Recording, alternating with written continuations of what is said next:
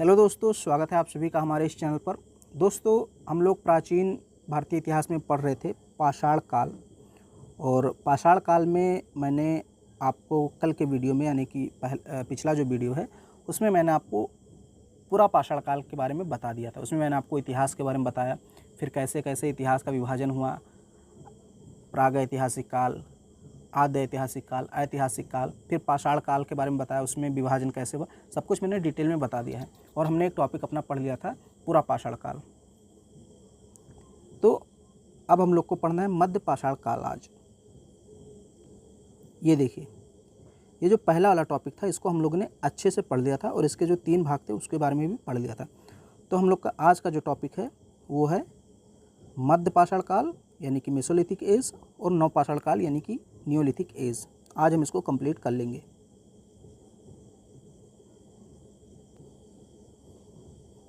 मध्य पाषाण काल, Mesolithic as इसको बोलते हैं इंग्लिश में।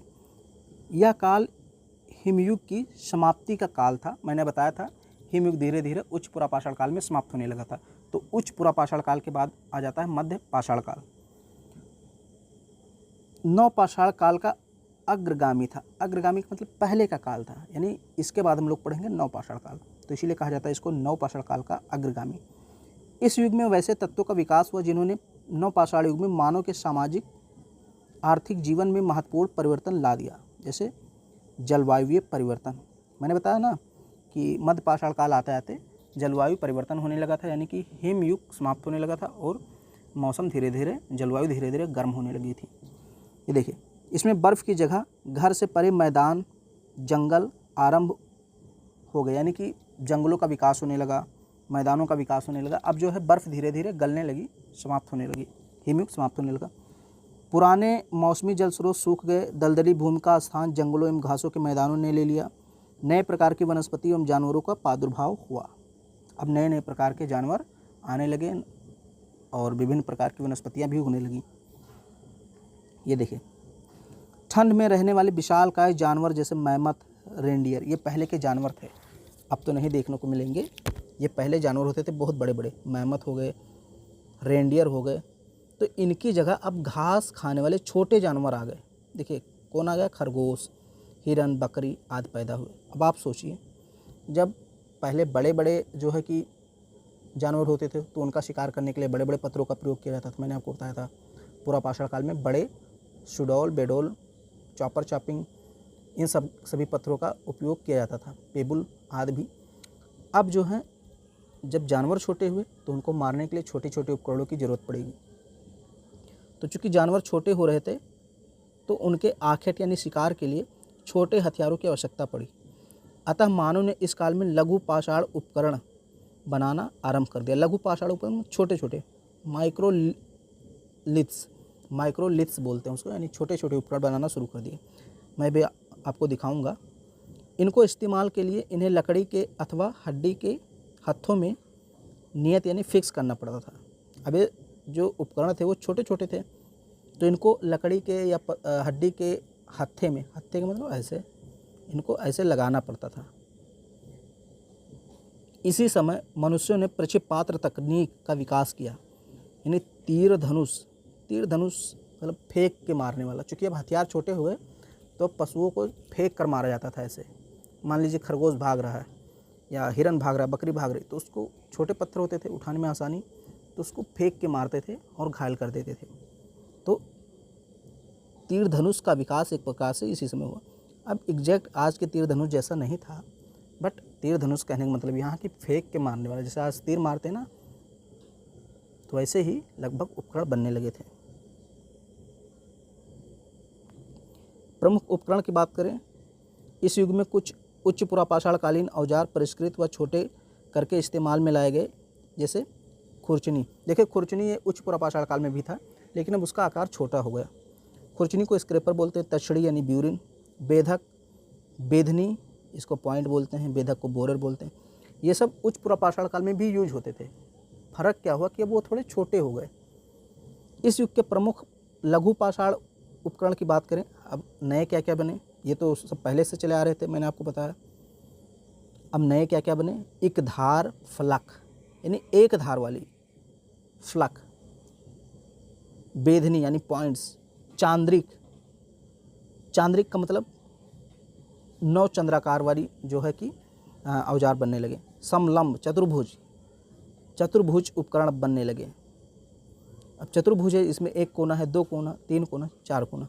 अब जब मारेंगे फेंक करके, अब आप ही सोचिए, अगर इस टाइप के उपकरण बनने लगे हैं चतुर्भुज, समलंब, तो अब इसको फेंक के मारेंगे तो जानवर को कोई ना कोई कोना लगेगा और फिर घायल हो जाएगा जानवर। अब हम देख लेते हैं थोड़ा सा उपकरण या औजार।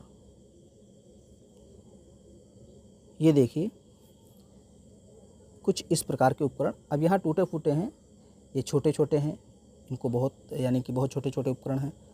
और यहाँ आप देख लीजिए लगभग समलंब, चतुर्भुज, और भी आप गूगल पे सर्च कर लीजिएगा क्योंकि बहुत सारे आपको फ़ोटोज़ मिल जाएंगे। बस ये ध्यान में रखिए, जो मध्य पाषाण काल के उपकरण हैं वो छोटे हैं, हाथों में उठाने के लायक हैं और फेंकने के लायक हैं।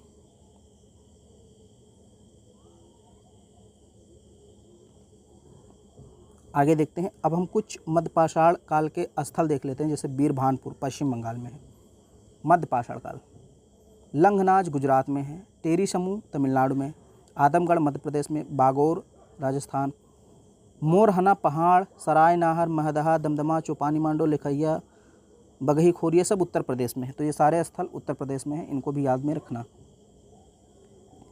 अब विशेषताएं देख लेते हैं, मध्य पाषाण काल में कौन कौन सी घटनाएं घटी। तो सबसे पहले मानव की जनसंख्या में वृद्धि देखने को मिलती है। आखेट की सुविधा के लिए छोटी छोटी टोलियों में लोग रहने लगे थे, यानी कि अब समूहों में रहने लगे थे। मैंने आपको बताया था उच्च पुरापाषाण काल में इसका विकास हो गया था, यानी परिवार की भावना आ गई थी लोगों में। स्थायी निवास, सबसे बड़ी चीज़ देखिए, यहाँ पे बहुत सारा परिवर्तन होगा।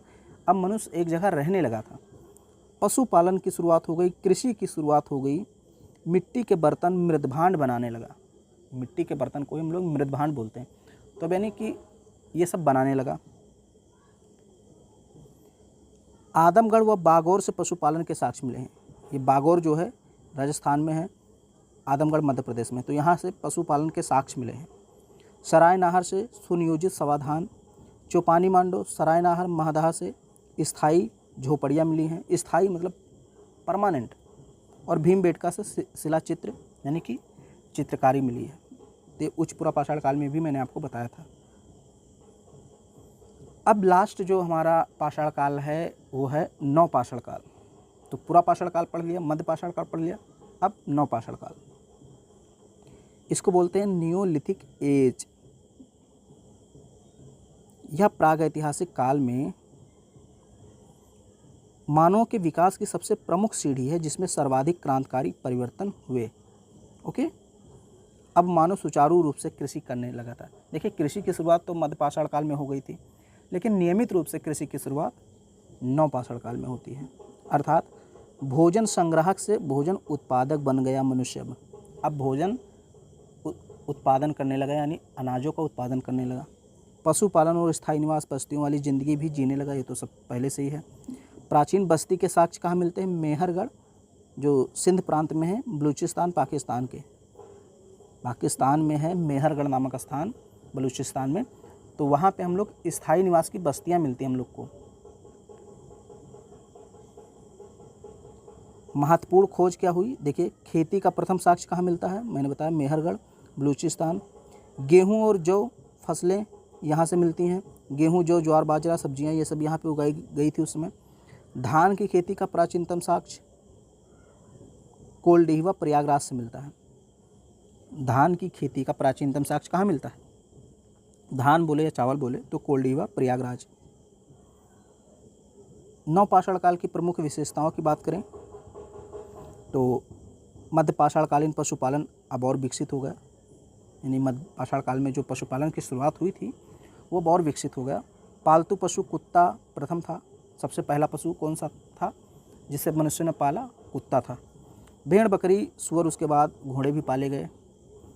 प्रमुख व्यवसाय की बात करें तो खाद्य उत्पादन, पशुपालन, शिकार, मछली मारना, ये सब मनुष्यों के व्यवसाय थे। अभी तक मानव निर्मित मृदभांड बनाता था। अभी तक मानव जो है हस्त निर्मित यानी हाथों से मृत भांड बनाता था। लेकिन अब वो इस काल में मृत भांड चाक से बनाने लगा। चाक मतलब जिस पे बर्तन मिट्टी के बनाए जाते हैं, गोल गोल होता है, घूमता रहता है, उसी को चाक बोलते हैं। साथ ही उन पर चित्रकारी भी होने लगी थी। नवपाषाणकालीन पुरास्थलों से तकवे एवं करघे के अवशेष मिले हैं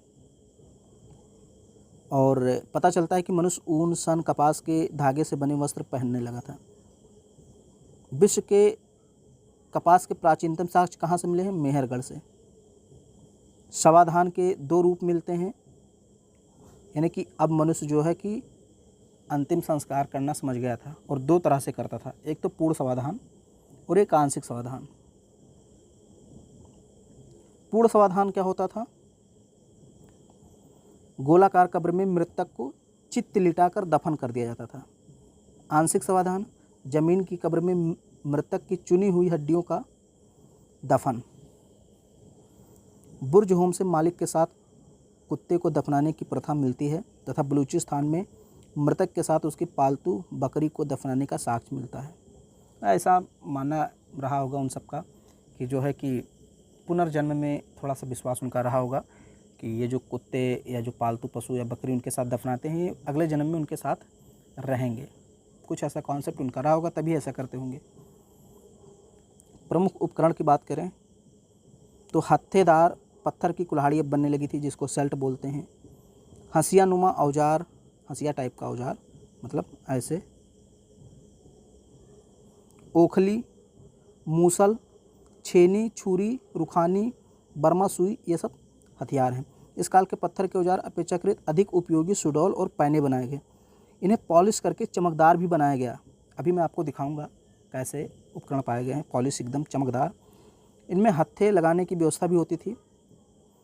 ये औजार क्वार्टजाइट पत्थर को छोड़कर से सभी पत्थरों के बनाए जाते थे। और प्रमुख पुरास्थल की बात करें तो बहुत सारे इसमें स्थल हैं। मेहरगढ़ बलूचिस्तान, बुर्ज होम और गुफक्राल कश्मीर में है।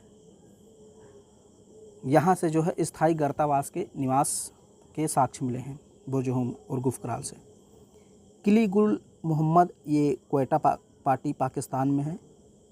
राना गुंडई बलूचिस्तान पाकिस्तान में है। सराय खोला रावलपिंडी पाकिस्तान में है। चिरांद बिहार में है। ये सब स्थानों के नाम हैं।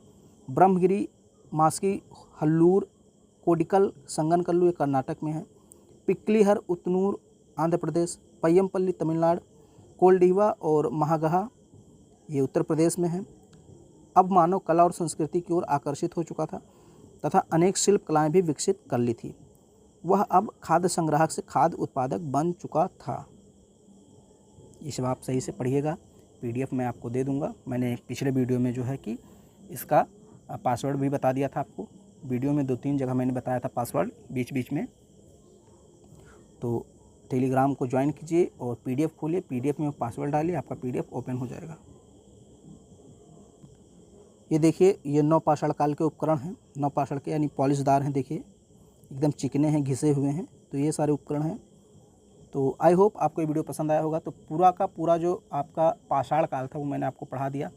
इसमें हम लोगों ने बात किया, शुरू से हम लोगों ने बात किया इतिहास क्या होता है, फिर इतिहास के कितने प्रकार हैं, फिर उसमें हम लोगों ने पाषाण काल के बारे में पढ़ा, पूरा डिटेल में पढ़ाया है। और क्वेश्चन कहीं से भी आएगा, अगर आप सही से पढ़े रहेंगे तो आप उसका आंसर दे देंगे, चाहे शॉर्ट पूछे, लॉन्ग पूछे, वेरी शॉर्ट पूछे। अब आगे हम लोग देखते हैं कौन सा टॉपिक है। मैंने कहा था आपको कि हम लोग ताम्रपाषाण काल के बारे में पढ़ेंगे, महापाषाण काल के बारे में पढ़ेंगे। तो हम लोग वीडियो में पढ़ते रहेंगे आगे। और हमारे चैनल को सब्सक्राइब जरूर कीजिएगा। अगर वीडियो आपको पसंद आ रही है तो इसको लाइक कीजिए, अपने सभी दोस्तों में शेयर कीजिए।